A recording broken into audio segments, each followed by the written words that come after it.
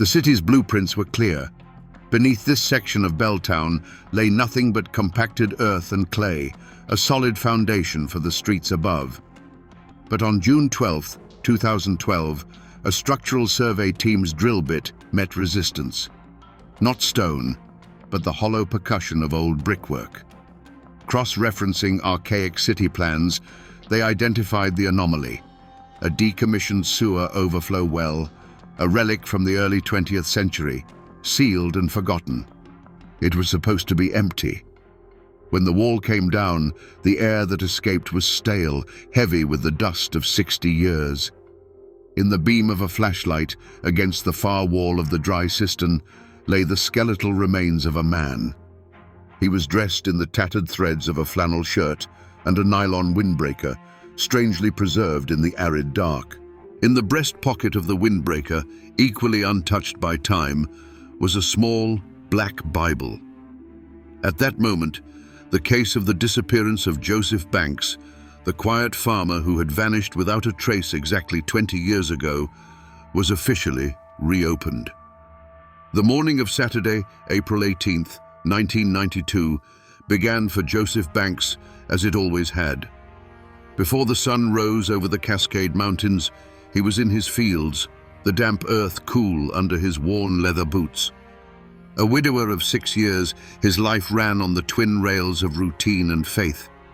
He was a man of simple means, known throughout the county for his heirloom tomatoes and a quiet, steadfast presence at his local church.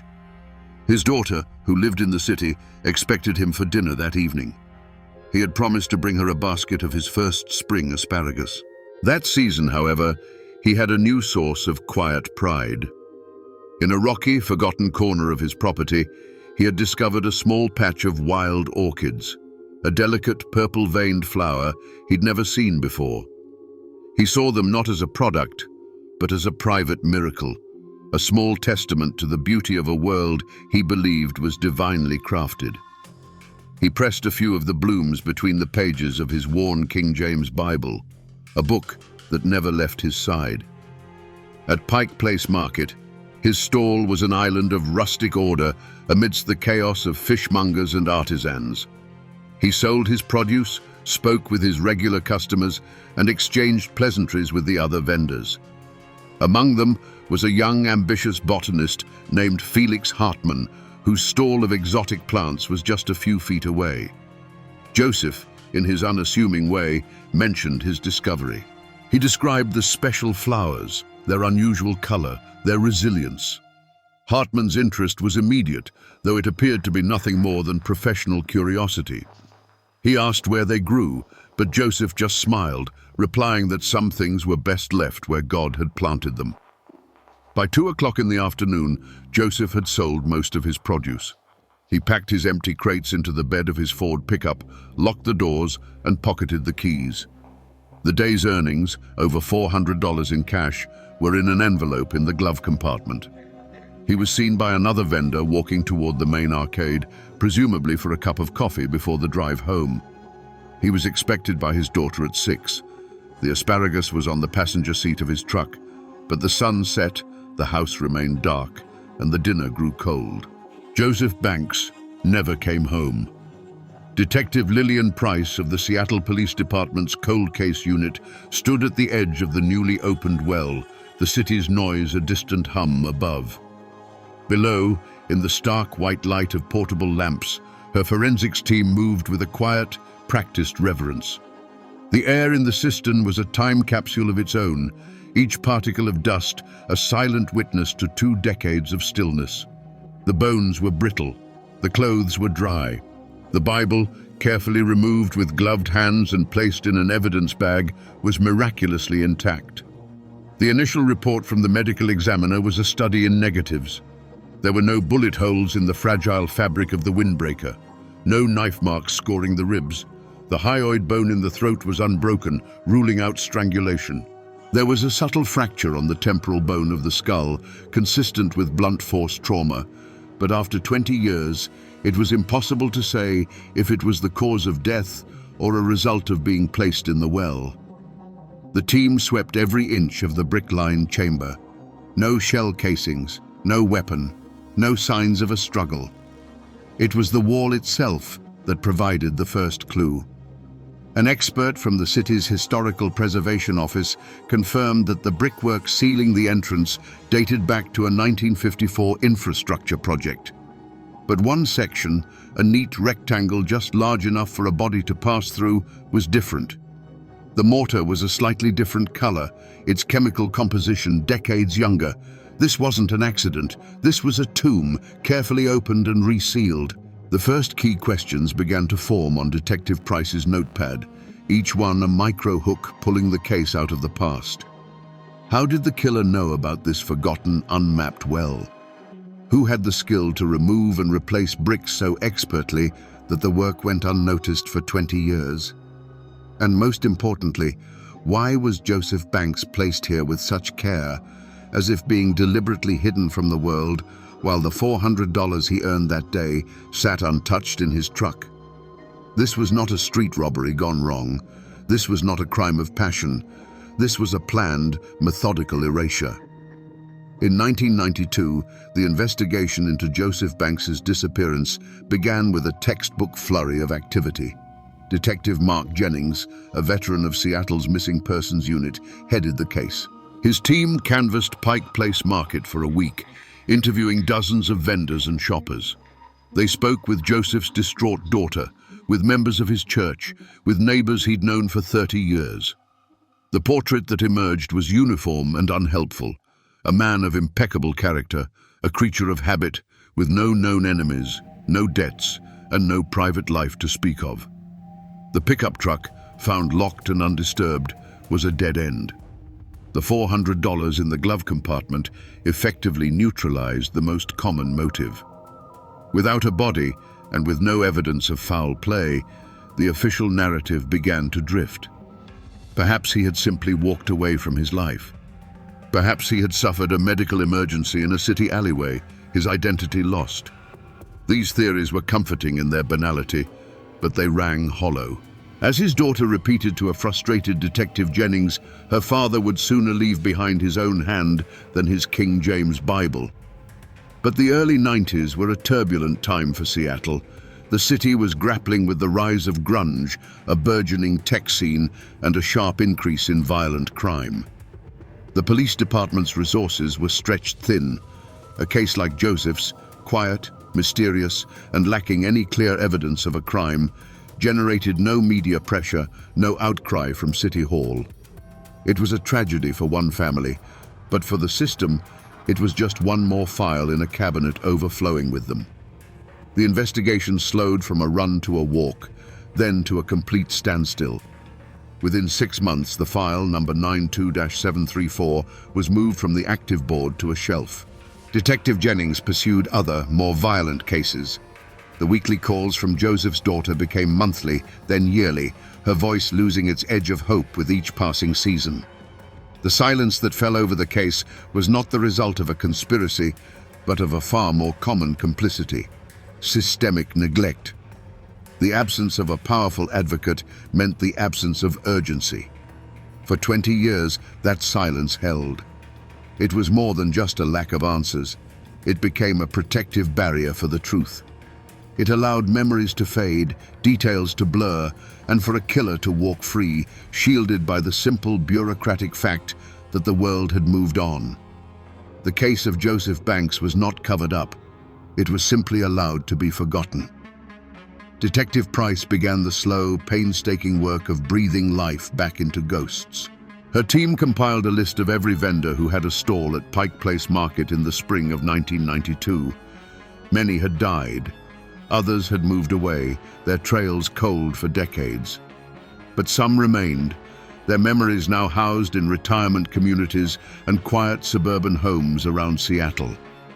Price visited each one personally, her notebook open, her questions gentle.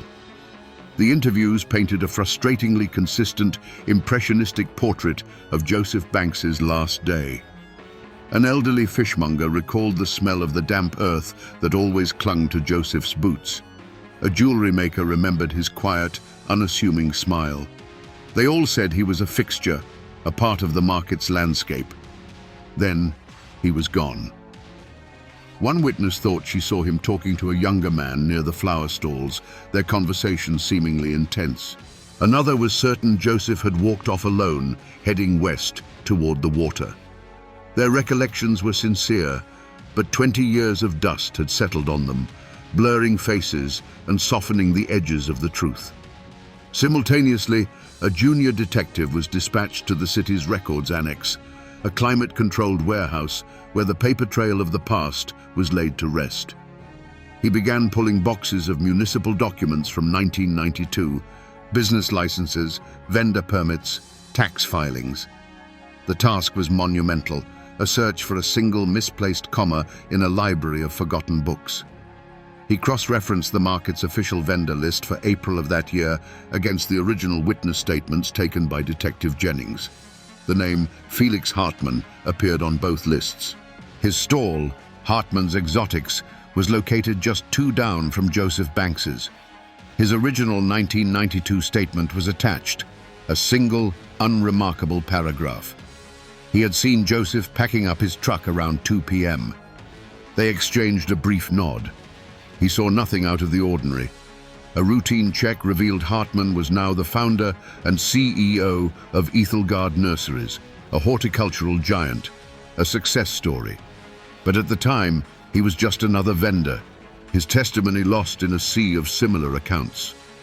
The work continued, day after day, a slow sifting of bureaucratic sediment. Price's team cross-referenced the vendor list against other city databases from the era, looking for any anomaly, any name that appeared where it shouldn't. For weeks they found nothing. It was tedious, soul-crushing work that almost always led nowhere. And then they found it. A logbook entry from the Seattle Municipal Archives, dated April 3, 1992, just 15 days before Joseph Banks disappeared. A researcher had signed in to view a specific set of documents. Historical blueprints of the city's pre-World War II subterranean infrastructure. The log was filled with the names of architecture students and city engineers. But one name stood out. On line 14, in neat, decisive cursive, was the signature of the man who had requested access to the schematics of Seattle's forgotten sewer system, Felix Hartman. The discovery inside Joseph Banks's Bible sent a surge of energy through the cold case unit. On the inside back cover, faint but legible, were a series of numbers and a single name, Felix. To the investigators, it felt like a message from the grave, a final, cryptic accusation. The name was their first concrete lead, and the team immediately pivoted, focusing all their resources on it. The prevailing theory was simple and compelling.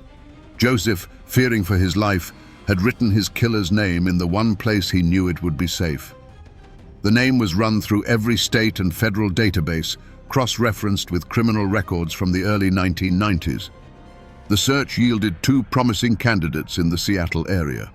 The first was Felix Moretti, a petty thief with a long rap sheet for pickpocketing and minor burglaries, known to frequent Pike Place Market.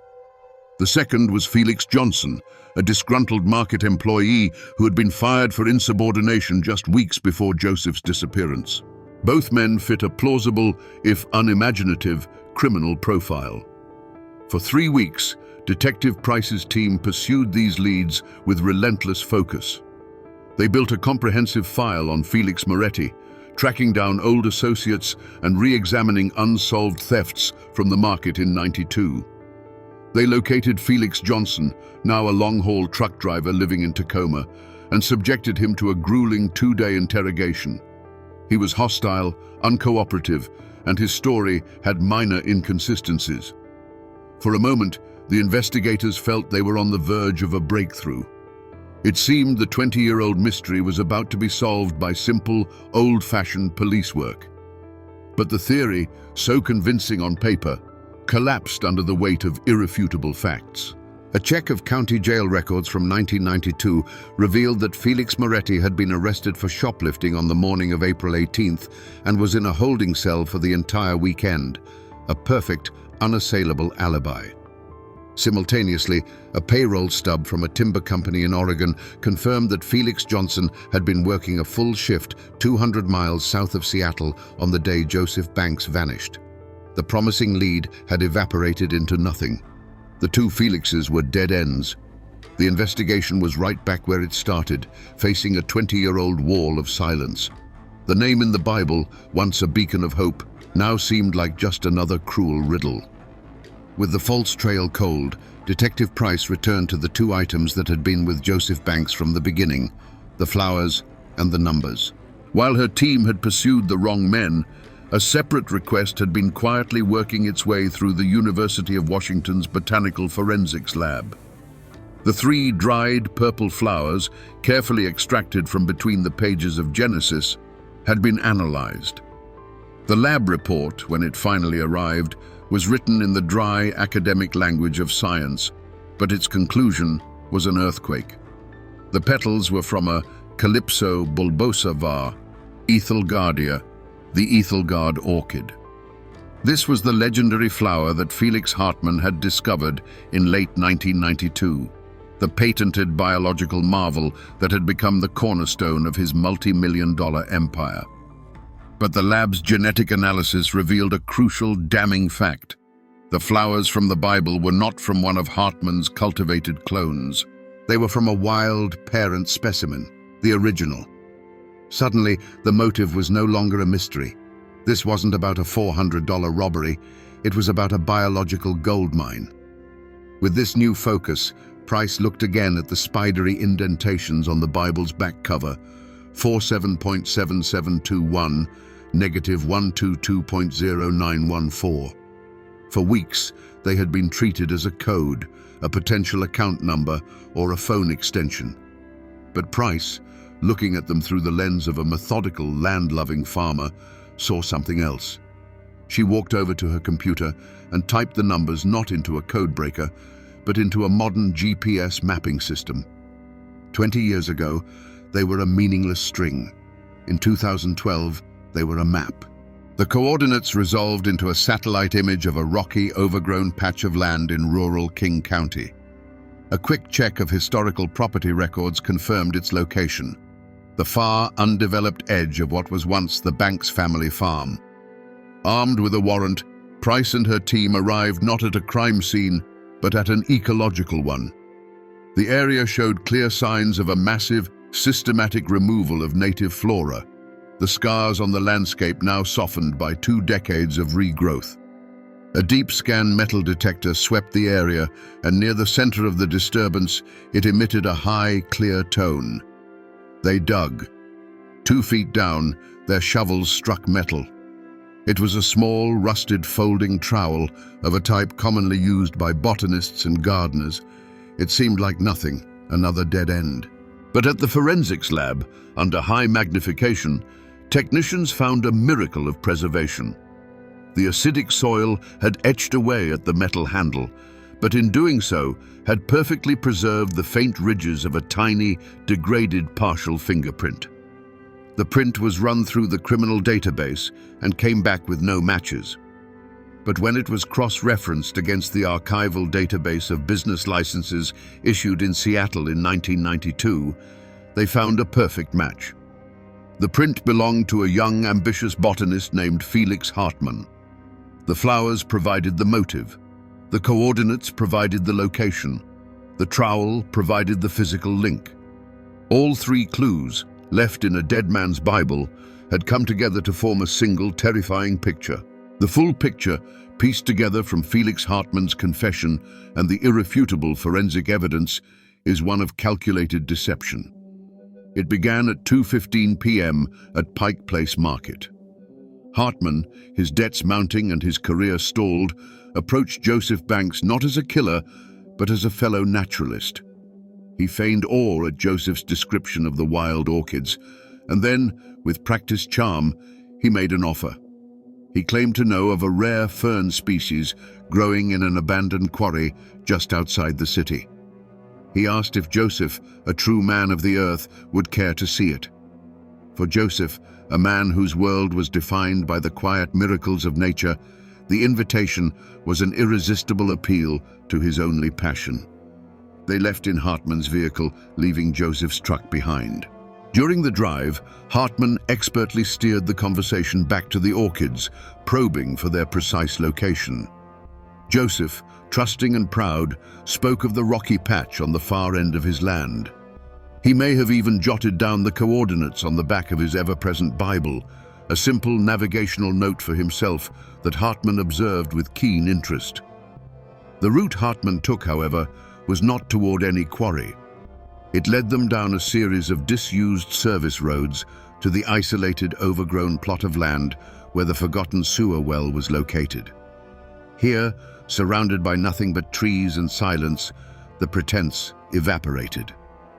Hartman made his offer, a generous sum for the small patch of land where the orchids grew. He spoke of its scientific importance, of the patents and the potential. But Joseph Banks saw the world differently. To him, the flowers were not a commodity to be sold. They were a gift to be stewarded. He refused. He refused to sell the land, and he refused to lead Hartman to the location. It was a matter of principle, a line drawn by a man of deep, unshakable faith. Joseph Banks turned to walk back to the car, believing the conversation was over. That decision sealed his fate. Hartman, seeing his entire future slipping away, picked up a heavy, flat-sided rock from the ground. There was a single, heavy, percussive sound that was swallowed by the dense woods. Joseph Banks collapsed without a cry, falling face first onto the damp soil he had spent his life cultivating. The cause of death, the medical examiner would later confirm, was a single decisive blow to the temporal bone. What followed was not panic, but procedure. Using tools he had brought with him, Hartman pried away the section of brickwork on the well he had researched weeks earlier. He lowered Joseph's body into the darkness, the small black Bible still resting in the pocket of his windbreaker, an oversight Hartman would not realize for 20 years. He then, with the skill of a mason, replaced the bricks and mortared them shut, using a pre-mixed compound that was a near-perfect match for the aged original. The tomb was sealed. Within the week, using the coordinates he had seen Joseph write down, Felix Hartman drove to the Banks farm under the cover of night. With his folding trowel, he meticulously, systematically dug up every single calypso orchid, taking the soil, the roots, and the future with them. He erased Joseph Banks, and then he stole his discovery. The Ethelgard orchid was born, and its foundation was a grave. The headquarters of Ethelgard Nurseries was a monument of glass and steel, a testament to an empire built on a single stolen flower. Detective Lillian Price walked through the serene, climate-controlled atrium, her presence a quiet disruption in a world of manicured perfection. She met Felix Hartman, then in his late 60s, in his corner office overlooking the city. He was the image of a respected philanthropist, a titan of industry. He offered her coffee. Price declined. She did not accuse. She simply laid out the evidence piece by piece on the polished surface of his mahogany desk. A photo of the trowel, the lab report on the orchid's genetics, a satellite image of the coordinates taken from a dead man's Bible. For a man who had maintained a facade for 20 years, the collapse was not a sudden explosion, but a slow, structural failure. His composure, cultivated as carefully as his orchids, fractured. He confessed. The arrest was quiet, almost surreal. Felix Hartman, the celebrated botanist, was escorted from his office by 2 uniformed officers, his employees watching in stunned silence as the foundation of their world dissolved before their eyes. His wife, Eleanor, confronted with the irrefutable evidence, finally gave voice to the memory she had suppressed for 2 decades, the late night, the muddy clothes, the acrid smell of burning fabric in their fireplace. Her testimony would corroborate the timeline perfectly. The trial was a media sensation, dubbed by the press as the case of the orchid killer. The prosecution's case was a methodical reconstruction of the truth, with each piece of evidence locking into the next. The Bible lay on the evidence table, a silent accuser. Forensic botanists explained the genetic impossibility of Hartman's official discovery story. An engineer testified about the resealed brickwork. It was a case built not on emotion, but on the unassailable logic of science and a farmer's simple final notes. The jury deliberated for less than 3 hours. The verdict was guilty of first-degree murder. Felix Hartmann was sentenced to life in prison without the possibility of parole. In the courtroom, Joseph Banks's daughter did not weep with joy. She simply closed her eyes and let out a breath she seemed to have been holding for 20 years. Legal justice had been served, a name had been entered into a ledger, a cell door had been closed. But it could not rewind the clock. It could not fill the empty chair at a dinner table that had stood vacant for 2 decades. 2 years into his sentence, Felix Hartmann died of a heart attack in the state penitentiary. His death was noted in a single paragraph on the back page of the local newspaper. His company was eventually dismantled, its assets sold off, its name forever tarnished by the crime that had given it life. Today, the sewer well beneath Belltown is gone, not just sealed, but filled to the brim with industrial-grade concrete. It has been permanently erased from the city's blueprints, a non-place, a tomb made solid. It is as if the city itself decided that some secrets, once unearthed, should be buried so deep they can never return. The silence there is the absolute sterile silence of a void. The land is different. The small rocky patch at the far edge of the old Banks farm, the place identified by the coordinates, is now a local preserve. Joseph's daughter, who fought to keep the land from developers, had a simple wooden sign erected. It bears no name, only a set of numbers. 47.7721, -122.0914. It is a quiet monument not to a man's death, but to the simple truth he died protecting. Felix Hartmann's name was scrubbed from university wings and charity plaques. His corporation was dissolved, its patents sold to competitors, his life's work reduced to a cautionary tale in business ethics seminars. His ambition, which sought to build an everlasting legacy, left behind nothing but the legal record of a brutal crime. In the end, it was Joseph Banks, the quiet farmer, whose legacy endured, in the memory of his community and in the small black Bible that was finally returned to his daughter. The entire intricate web of deceit, a 2-decade-long lie constructed by a brilliant and ruthless mind, was unraveled by the simplest of things. A few dried flowers, a series of numbers jotted on a back page, and the quiet conviction of a daughter who knew her father would never leave his Bible behind. These were the humble truths that outlasted a killer's ambition and the weight of 20 years of silence. Some locals claim that in the years since Hartmann's conviction, if the spring is mild and the rains are just right, a few wild calypso orchids have begun to reappear near the preserve. They are small, delicate, and of no commercial value. They are just flowers, growing in the quiet earth. But the silence on that patch of land is different now. It is no longer the silence of a secret. It is the silence of a story that has finally been told.